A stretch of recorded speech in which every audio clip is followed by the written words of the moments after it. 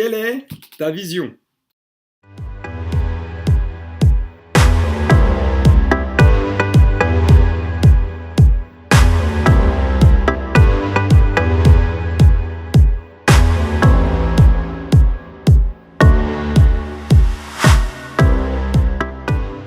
Nous allons partager aujourd'hui sur le thème « Quelle est ta vision ?»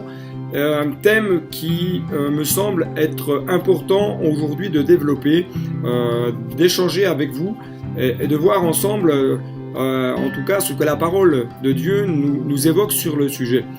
Pour cela, nous allons lire deux textes.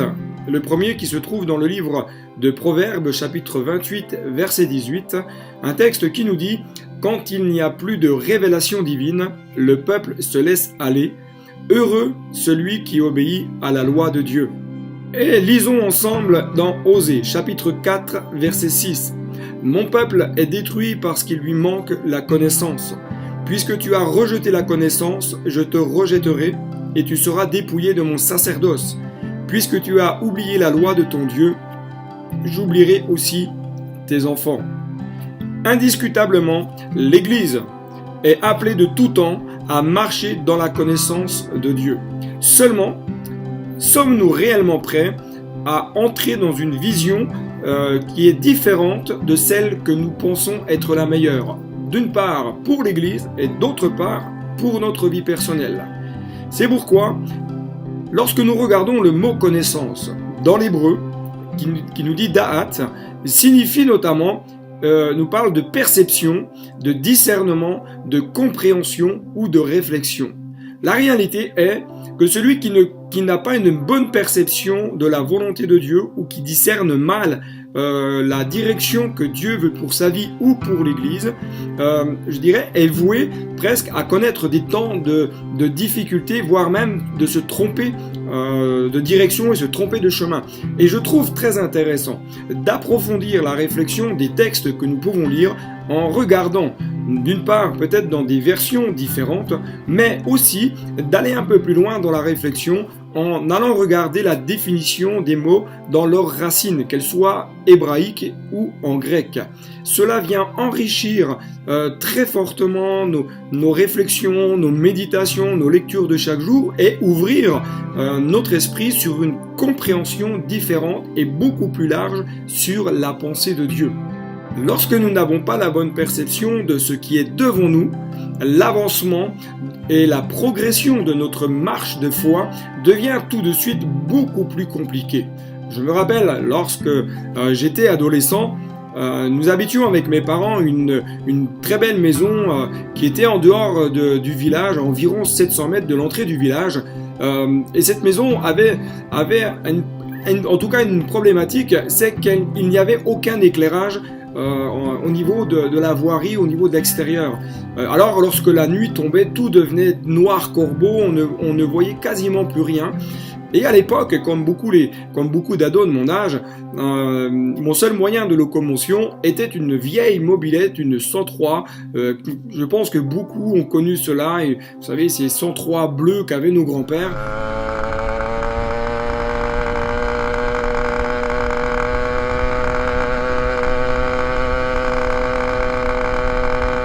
Mais c'était pour moi le moyen pour pouvoir naviguer de droite et de gauche dans le village, d'aller voir les amis, de pouvoir me déplacer à ma guise. Le problème, c'est que l'éclairage de mon moyen de locomotion était complètement défectueux.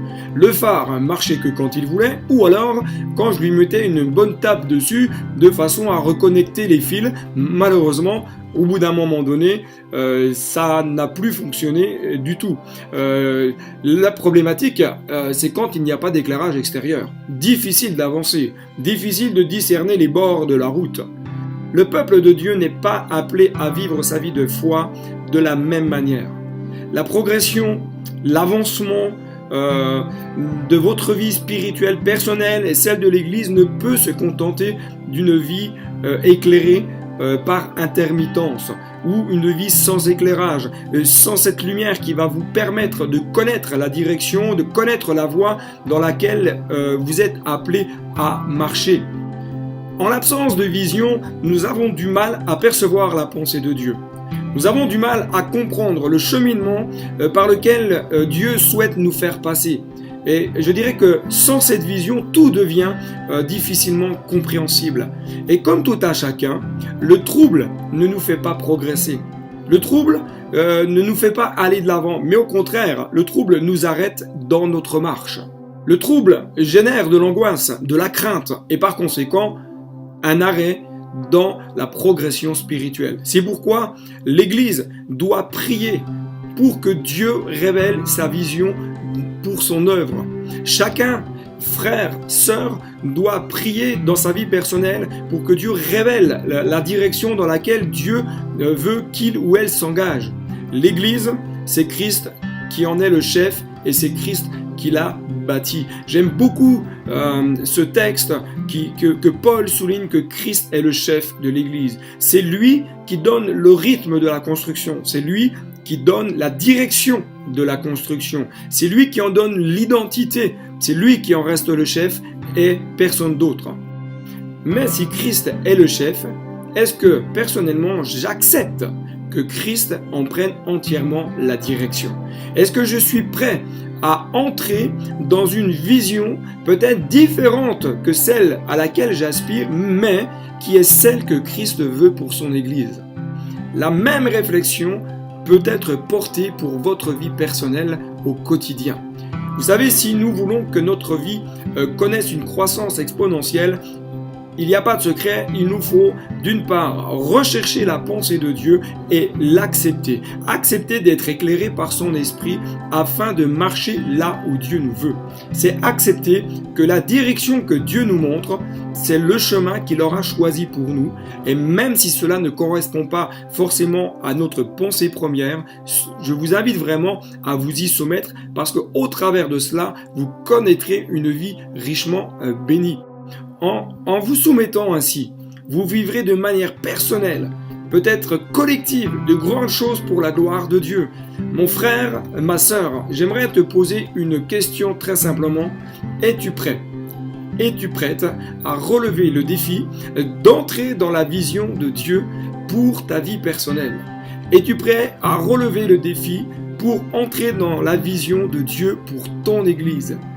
Je te souhaite une bonne réflexion sur ce thème, quelle est ta vision, et je te dis à très bientôt sur la chaîne Pause Matinale. Et si tu n'es pas abonné, je t'invite à cliquer sur abonner afin d'être alerté dès que la prochaine vidéo sera mise en ligne. Que Dieu te bénisse et à très bientôt.